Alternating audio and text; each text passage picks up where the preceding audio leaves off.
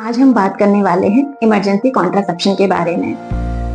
Means गर्भधारण को रोकने वाले तरीकों में से एक तरीके के बारे में। इमरजेंसी कॉन्ट्रासेप्शन आप कब कब यूज कर सकते हैं, क्या इसका मैकेनिज्म ऑफ एक्शन होता है और कौन कौन से जो ऑप्शंस है वो अवेलेबल है मार्केट में, इसका हमारी हेल्थ पे क्या इम्पैक्ट पड़ सकता है। तो इन्हीं सब बात कंडीशंस है, सबसे पहले वो देख लेते हैं।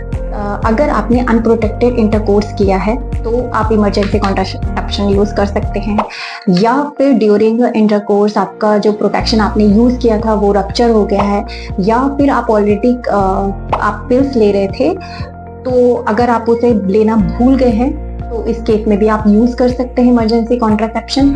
या फिर आप कोई सेक्सुअल असॉल्ट हुआ है तो फ्यूचर प्रेगनेंसी को प्रिवेंट करने के लिए भी आप इमरजेंसी कॉन्ट्रासेप्शन यूज कर सकते हैं।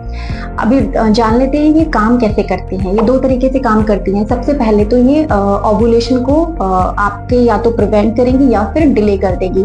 ओवुलेशन क्या होता है? ओवुलेशन वो समय होता है एक महिला के लिए जब उसका अंडा फूटता है, तो हम उस समय को ओवुलेशन बोलते हैं। तो इस प्रक्रिया को ये या तो रोक देगी या फिर इस प्रक्रिया को डिले कर देंगी। दूसरा तरीका होता है कि ये फर्टिलाइजेशन को प्रिवेंट करती है, फर्टिलाइजेशन नहीं होने देती हैं। अब फर्टिलाइजेशन क्या होता है?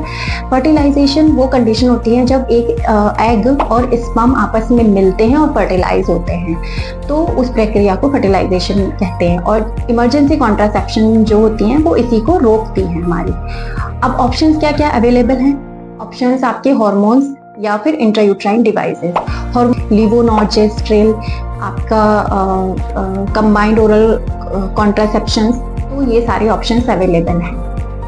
गवर्नमेंट ऑफ इंडिया जो रिकमेंड करती है वो आपके लिवोनॉर्जेस्ट्रेल को रिकमेंड करती है एज अ इमरजेंसी कॉन्ट्रासेप्शन। वो इसलिए, एक तो ये सेफ है, इसके साइड इफेक्ट्स ना के बराबर हैं, और अगर इसका फेलियर भी हो जाता है तो ये फीटस पे इसका कोई एडवर्स इफेक्ट नहीं होता है। अब मैं बात कर लेती हूँ कि लिवोनॉर्जेस्ट्रेल को आप कैसे कैसे ले सकते हैं, कब कब ले सकते हैं, क्या इसकी डोज होती है। ये आप दो तरीके से ले सकते हैं, या तो सिंगल डोज में या फिर डबल डोज में। सिंगल डोज में अगर आप लेंगे तो एक टैबलेट होगी आपकी 1.5 मिलीग्राम, जो आप विद इन 12 to 72 आवर्स के बीच में आप इसे ले सकते हैं। डबल डोज में आप दो टैबलेट ले सकते हैं। फर्स्ट टैबलेट की जो डोज होगी वो 0.75 मिलीग्राम होगी, और ठीक 12 घंटे बाद आप दूसरी डोज ले सकते हैं 0.75 मिलीग्राम की ही। तो जितना जल्दी आप इसे लेंगे उतनी ज़्यादा ये इफेक्टिव होगी, और अगर आप डिले करेंगे तो इससे इसकी जो इफेक्टिवनेस है वो कम। अब बात करते हैं कि कॉपर टी आप कब लगवा सकते हैं। कॉपर टी जो है आप with in 5 days after the unprotected sexual intercourse के विद इन 5 डेज में आप इसे लगवा सकते हैं, और ये गोल्ड स्टैंडर्ड मेथड होता है, काफ़ी इफेक्टिव होता है, तो आप इसे भी। क्या इसका इफेक्ट हमारी हेल्थ पे पड़ता है?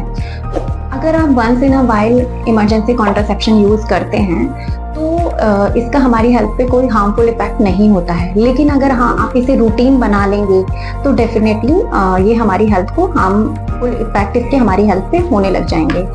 तो अगर इन्फॉर्मेशन आपको अच्छी लगी है तो इसे सभी के साथ शेयर करें और सब्सक्राइब करें मेरे चैनल को। ऐसे ही मोर इन्फॉर्मेशन के लिए लाइक और कमेंट करें। आप लोग कमेंट नहीं करते हैं तो कमेंट करें। अगर किसी को कुछ क्वेरी है तो आप मुझे पूछ सकते हैं, और नेक्स्ट वीडियो में हम इसके बारे में आगे बात करेंगे कि क्या इसके मिथ होते हैं, क्या इसके फैक्ट्स होते हैं। तो बने रहिए मेरे साथ। मैं doctor Akanksha, obstetrician and gynaecologist.